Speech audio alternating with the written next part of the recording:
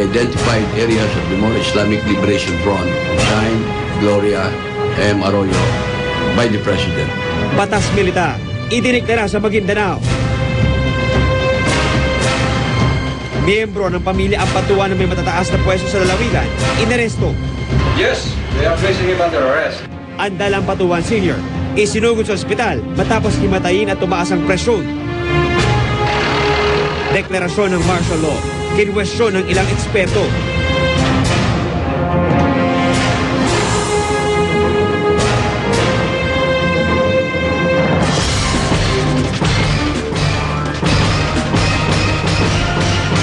Magandang gabi po. Martial law ngayon sa buong probinsya ng Maguindanao maliban sa mga tukoy na lugar ng Moro Islamic Liberation Front o MILF.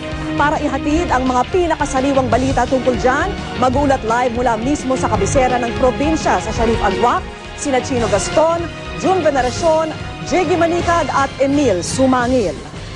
Namunoong rebelyon ang ibinahilan ng Malacanang sa pagdedeklara nito ng batas militar sa Maguindanao.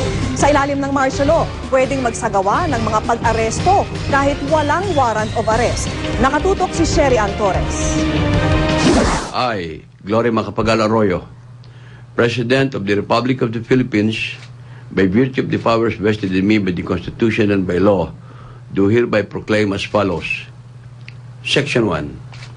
There is hereby declared a state of martial law in the province of Maguindanao, except for the identified areas of the more Islamic Liberation Front, as referred to in the implementing operational guidelines of the GRP-MILF Agreement on the General Cessation of Hostilities. Section 2. The privilege of the writ of habeas corpus shall likewise be suspended. Ladies and gentlemen, Alas 9 kagabi nilagdaan ng Pangulo ang Martial Law Declaration. Sa ilalim ng saligang batas, maaaring gamitin ng Pangulo ang militar para pigilin ang tinatawag na lawless violence, invasion o rebellion. The report given by the Armed Forces and the Philippine National Police showed that there are armed groups that are massing and threatening to further cause disorder and lawlessness in the area. The fact that there are many high-powered firearms recovered in the general area.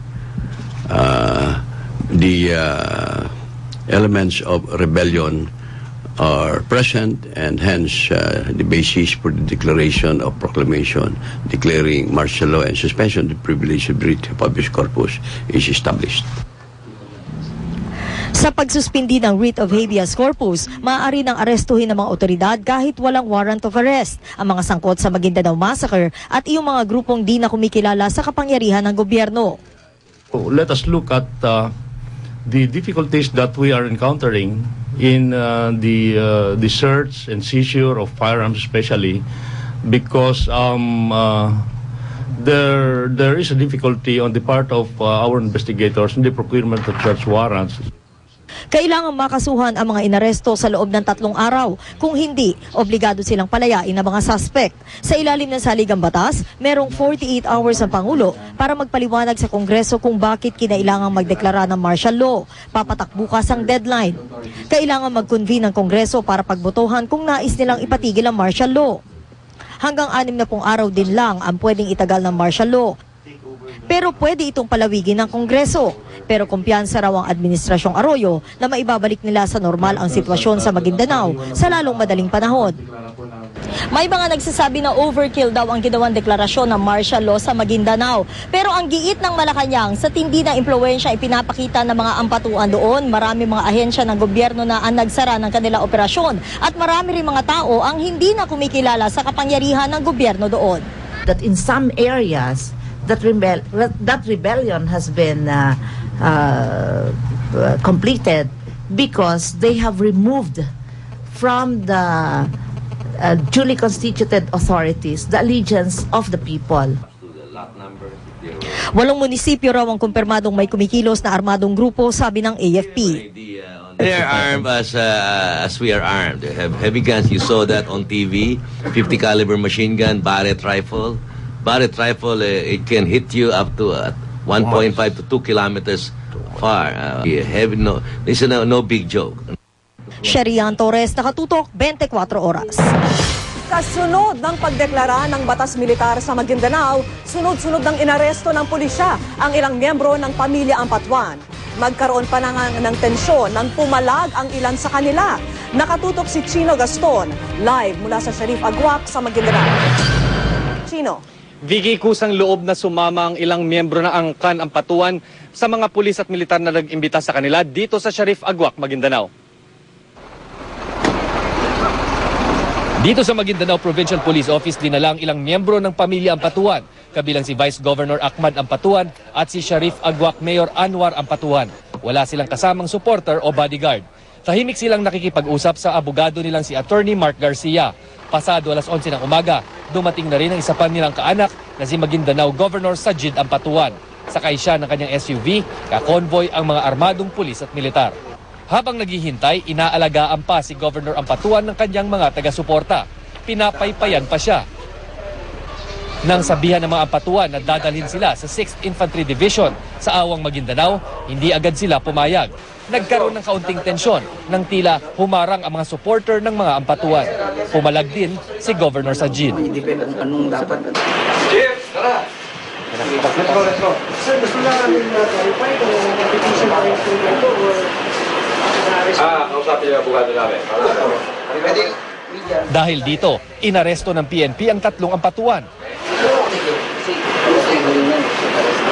Yes, we are placing him under arrest. What? I don't know yet. Yun ang instruction sa amin. walang charges. No charges. Just let us do our thing first.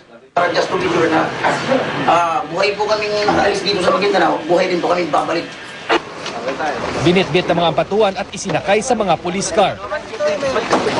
Iba-iba ata. Magkasya na. Dito, okay kayo rito? Hindi magkasya sir eh. Ayos kayo rito? Ang iba pang inimbitahan para tanungin ay nakilalang sina Faisal Sulaik, Kashmer Ampatuan, Secretary Casey Usman, Secretary Kabuntalan at Ronwi Teofilo. Vicky, ilang oras matapos ilagay sa police custody ang mga Ampatuan ay ninusob naman ng pinagsanib na puwersa ng militar at pulis ang isang NFA bodega dito sa Sharif Agwak, kung saan natagpuan ng isang improvised armored personnel carrier o Sangoku kung tawagin ng mga taga Maguindanao. Isang Sangoku pang hinahanap ngayon ng mga pulis at militar. Isang military spec na Humvee din na pawang gamit ng militar ang nakita sa loob ng warehouse. 3 Armalite rifle ang nakita rin sa isang kanal at kahong-kahong bala ng M16 na tinago sa isang truck na sa isang sundalo na ating nakausap ay aabot daw sa mahigit 300 ang bilang ng mga box na ito. Isang Toyota SUV ang nahanap din sa loob ng warehouse kung saan natagpuan naman ng isang basyo ng 45 caliber pistol. Vicky? Chino, may kaugnayan ba itong bagong development sa nangyari nga sa Maguindanao Massacre? Ang pag-raid ditong NFA bodega ay sinasabi o pinaniniwalaan ng mga otoridad na maaaring pinagtaguan ng mga armas na ginamit sa pagpatay ng mga biktima ng Maguindanao Massacre. Alright, maraming salamat sa iyo, Chino Gaston. Kumpiyansa ang mga otoridad na mas madali nilang madarakip ang mga suspect sa Maguindanao Massacre ngayong pinaiira ng martial law. Sang-ayon naman ang pamilya Mangudadatu sa pagdedeklara ng batas militar. Nakatutok si Emil Sumangil live mula sa Sharif Agwak, Maguindanao. Emil. Vicky, lalong pinalakas ng militar at pulisya ang kanilang puwersa ngayong martial law na sa buong probinsya. Ang commander ng AFP Eastern Mindanao Command na si Lieutenant General Raimundo Ferrer ang tumatayo ngayong tagapamahala ng buong Maguindanao. Batay sa kautusan, may 60 araw na pairali ng batas militar. Sapat na panahon raw ayon sa AFP para tuluyan na nilang malambat ang iba pang suspect sa Maguindanao Massacre na itinuturing na ngayong at large.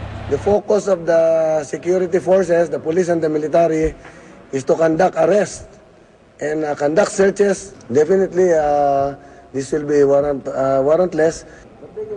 Tatamaan daw ng mga ilulunsad na operasyon ng mga suspect sa mga nagdaang kaso ng pagpatay at mga nakaraang kaso ng human rights violation na sinasabing pinangunahan noon ng mga armadong grupo na kontrolado ng mga politiko rito. Tiniyak ng AFP at PNP, sa sentro lamang ang operasyon sa mga suspect na kabilang sa order of battle at hindi malalagay sa alanganin ang sitwasyon ng karamihan. Isa sa mga tatapusin daw ng martial law dito ang mga private armed groups ng mga politiko. Ibinaba ang martial law sa Maguindanao upang matiyak daw na hindi magkakaroon ng problema